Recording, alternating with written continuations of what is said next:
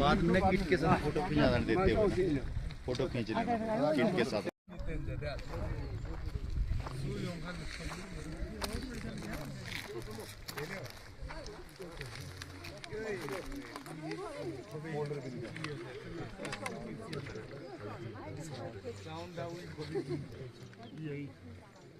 मसाला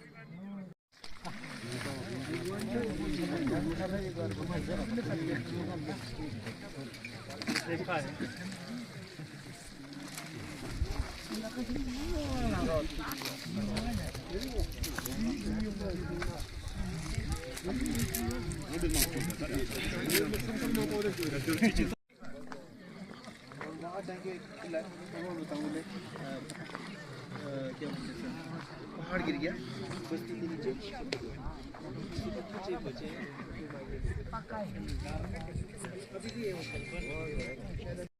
अच्छा कोई नहीं जी, कोई बात नहीं मैं कर ना बैठो ना, तो आप नहीं आने ना। अच्छा अच्छा आप ही तो आना चाहिए, वीडियो बना रहा वीडियो बना देता हूँ।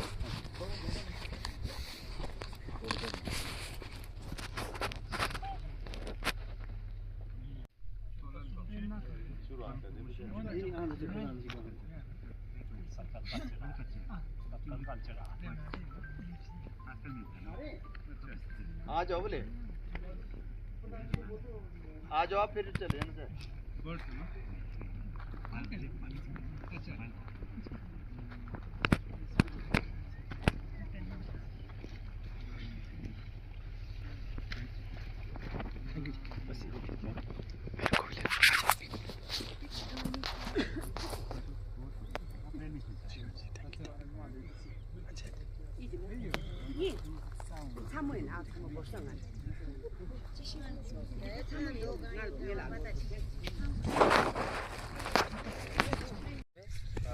ज़्यादा फोकस उसी पे रहता है, हमारा डिपार्टमेंट अलग है।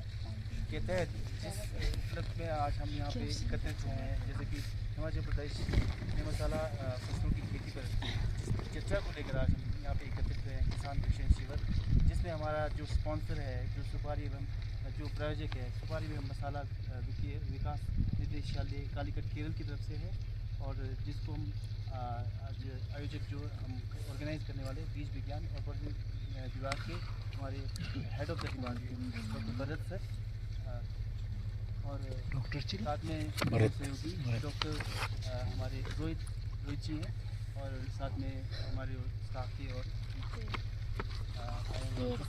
और जिस चीज़ के लिए आज यहाँ पे एकत्रित हैं, जो किसान प्रशिक्षण शिविर है, और स्पेशली हम सुपारी एवं मसाला पे फोकस करेंगे और इसके बीज के बारे में जिसकी जानकारी हमारे हेड साहब देंगे।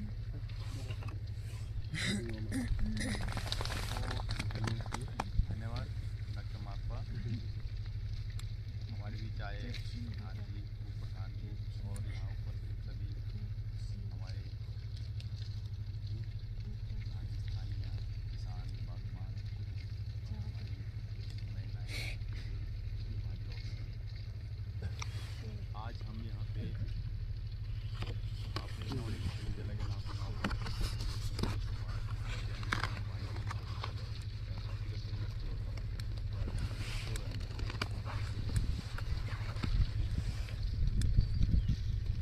वहाँ पे कॉलेज, दो कॉलेज हैं वहाँ पे, कॉलेज ऑफ हॉर्टिकल्चर और कॉलेज ऑफ फॉरेस्ट्री, और दो कॉलेज हमारे हैं, एक नाग मंडी में है और एक हमीरपुर में है। तो हमारा विश्वविद्यालय जो नॉन स्थित है, वहाँ पे हम 3-4 तरह के काम होते हैं हमारे। पहला होता है कि बच्चों की पढ़ाई, तो वहाँ +2 के बाद बच्चे कंपटीशन एंट्रेंस एग्ज़ाम के बाद जाते हैं, सिलेक्ट भी पढ़ेंगे। +2 के बाद जाते हैं साइंस स्ट्रीम वाले, वो BSc हॉर्टिकल्चर होती है, BSc फॉरेस्ट्री होती है, BSc बायोटेक्नोलॉजी होती है, BTech बायोटेक्नोलॉजी, और अब फूड टेक्नोलॉजी भी शुरू हुई है, और नेचुरल फार्मिंग की BSc। तो एक तो पढ़ाई होती है, फिर उसके बाद बच्चे MSc करते हैं, कुछ बच्चे PhD करते हैं। तो एक तो ये एक विश्वविद्यालय का कार्य है।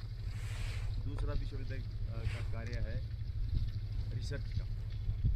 जैसे आपको वैरायटियाँ पे आपको बीज में आप जो है दवाइयाँ, नई विधियाँ खेती करने की, जैसे आप मटर लगाते हैं तो क्या कैसे क्या वो सारे एक वो रिसर्च का विषय होता है। तो वो रिसर्च का दूसरा कार्य हमारा विश्वविद्यालय में होता है रिसर्च का। वो भी सारा प्रोसेस चला होता है, सारे बच्चों की रिसर्च भी होती है, जो स्टूडेंट्स हैं वो भी रिसर्च करते हैं, कुछ हम साइंटिस्ट जो प्रोजेक्ट आते हैं हमारे उसके ऊपर रिसर्च होती है। दूसरा कार्य ये।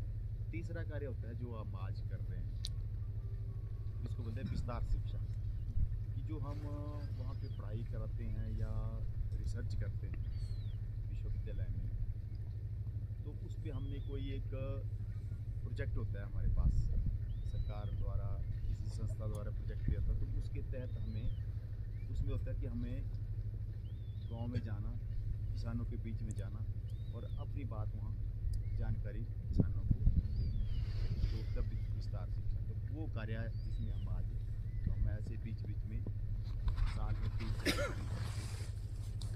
उसी के तहत हमारे पास एक जो विश्वविद्यालय में बीज विज्ञान एवं प्रौद्योगिकी विभाग है, seed science and technology department, जो हमारा विभाग है, उसमें हमारे पास एक प्रोजेक्ट है जिसको कि भारत सरकार के केरल में कालीकट में स्थित सुपारी एवं मतलब मसाला फसलों का जो बोर्ड है, उन्होंने वित्त पोषित किया है। वो मतलब भारत सरकार की परियोजना है ये।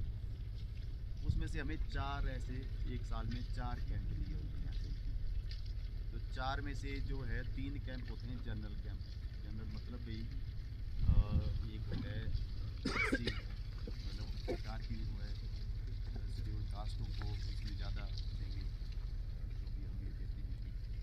एक होता है शेड्यूल ट्राइब, जिनको एक महिलाओं के लिए होता है, एक्चुअली वैसे महिलाएं सब में होती हैं, लेकिन एक तो वैसे ही महिलाओं के लिए होता है, और एक जनरल होता है। तो 4 ऐसे ऐसे हमारा इसमें कैंप रहते हैं एक साल। उसी के तहत हमारा ये जो कैंप था इस बार ये था ट्राइबल एरिया के लिए। तो हमने डॉक्टर मारपा से बात की क्योंकि इस इलाके में हमने इसके तहत कोई कैंप नहीं किया था, तो इसलिए इन्होंने काफ़ी सहयोग किया कि हमने यहाँ जिस में लगाना है वहाँ पे लोग आ भी जाएंगे और जानकारी के लिए मिल जाएंगे, तो अच्छा रहेगा। तो उनके कहने से और हमारे जब यहाँ पे परमिशन मिली है तो हम आज इस विषय पे यहाँ कैंप लगा रहे हैं। तो जो आप ये जैसे पोस्टर में देख रहे होंगे बैनर हमारे में, तो इसमें लिखा हुआ है हिमाचल प्रदेश में मसाला फसलों की खेती। तो ये जो है हमारा इस प्रोजेक्ट का विषय ये है। जब शुरुआत हुई थी आपने तो अभी तक हमारा सबसे ज़्यादा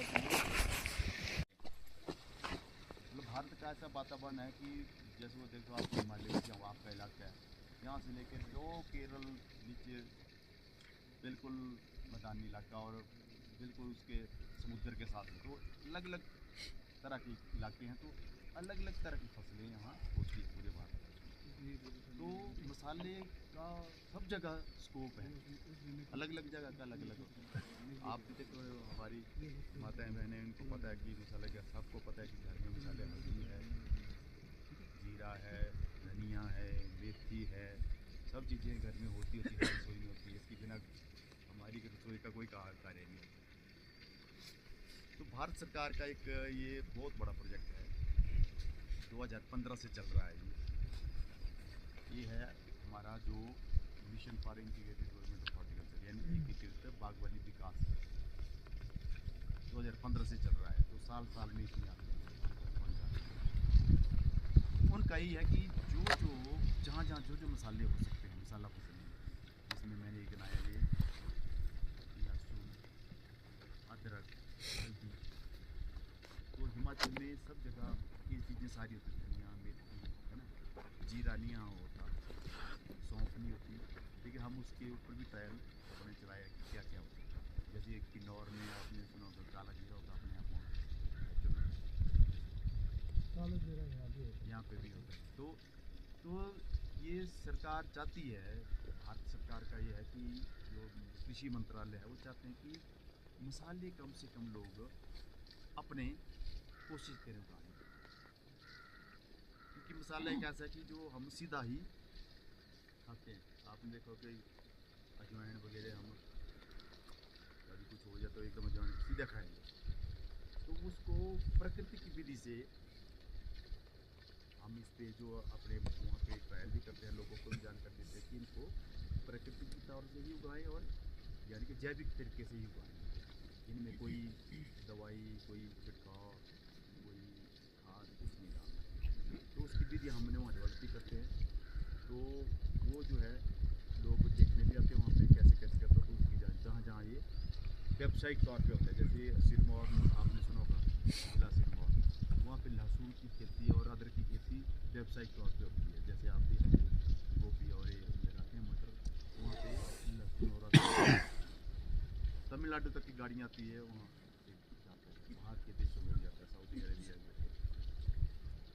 तो वो है ये जो मोटे तौर पे विषय है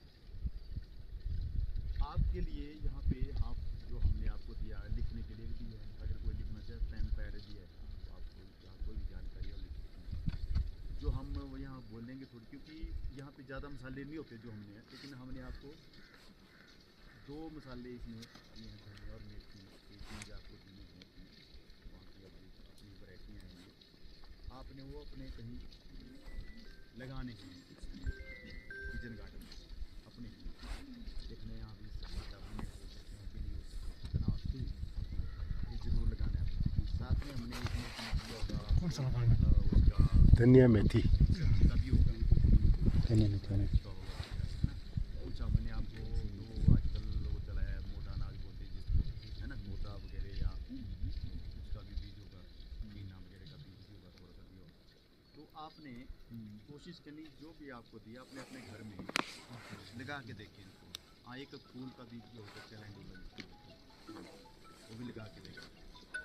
तो ये आपको ये हमने किट दी है, आप ये जरूर फूल के बीज लो जिसमें लगे चलिए मीन चीज़ में जितना इसका होगा अपने अपने घर में सब लगा। तो सबसे ज़रूरी जो चीज़ मैं आपको यहाँ बताना चाहूँ कि हमें प्रकृति ने इतना अच्छा दिया हुआ वातावरण, आपका सीजन एक ही है, अप्रैल से शुरू होता है, अक्टूबर खत्म हो जाता है, तो आप कोशिश करें कि जितनी डाइवर्सिटी बोलते हैं कि एक ही चीज़ नहीं, कभी एक ही चीज़ बार बार नहीं लगाई। जैसे आप गोभी भी लगाते हैं, मान लो मटर भी लगाते हैं, तो गोभी भी कभी भी एक ही तरह का बीज बार बार नहीं लगाते। कोशिश करो कि या तो फसल में विविधता हो, जैसे आप गोभी लगा रहे हैं, मटर है, आप मुझे तो लगता है यहाँ पे या तो मटर लगाते हैं या गोभी लगाते हैं, आलू भी लगाते हैं, ऐसे करते हैं। लेकिन कभी ये कोशिश करें कि भाई हम मिक्स क्या कर सकते हैं कि 2-3 गोभी की लगा दी लाइनें, एक बीच में 2-3 मटर की लगा दी, ऐसा कर सकते हैं, या आप बदला बदली कर सकते हैं जिसके वही मैं बोल रहा हूँ कि ऐसे एक्सपेरिमेंट आपने का करने हैं। जो अब आ रहा है आगे आने वाला समय आ रहा है कि क्योंकि जो आप इकट्ठी जिसको हम मोनोकल्चर बोलते हैं, मोनोकल्चर मतलब एक ही तरह की क्रॉप को बार बार एक ही जमीन पर लगाना। उससे क्या हो रहा है कि जो जितनी फसलें हैं हमारी, ये एक तरह का ही पोषण अपने हिसाब से खींचेगी मिट्टी से, या मिट्टी में वैसे ही तत्वों की काफ़ी कमी होती है, क्योंकि यहाँ पे रेतीली मिट्टी और इस तरह की है, ज़्यादा समय नहीं है, माइक्रोवेल जो वो होती हैं बीच में जो फसलों को फ़ायदा पहुँचाते हैं, उनकी संख्या भी कम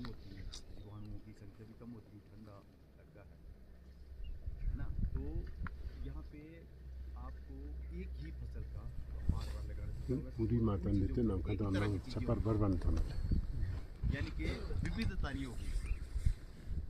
विविधता नहीं होने से क्या होगा कि आप जो भी आप फसल को लगाएंगे वो एक फसल चीजें तीसरे साल आप उसकी पैदावार में कमी आने लगी, धीरे धीरे आपकी पैदावार कमी। तो हम ये चाहते हैं कि जो भी आपका है खेत है, बड़ा है, छोटा है, उस खेत में अलग अलग तरह की फसलें आप कोशिश करके लगाएं। अब लोग बोलेंगे जी हमें तो इसी से फ़ायदा होता है, हमें तो ही लगानी। जैसे मान लो आपने गोभी से ही फ़ायदा, आपने गोभी लगानी है तो गोभी में भी अलग अलग वैरायटियाँ लगाओ। अगर आप गोभी लगानी है तो वैरायटी नहीं लगाओ, अलग अलग वैरायटी की कोशिश करो लगाने की। या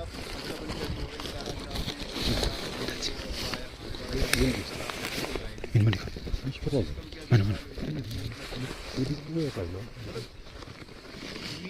काफी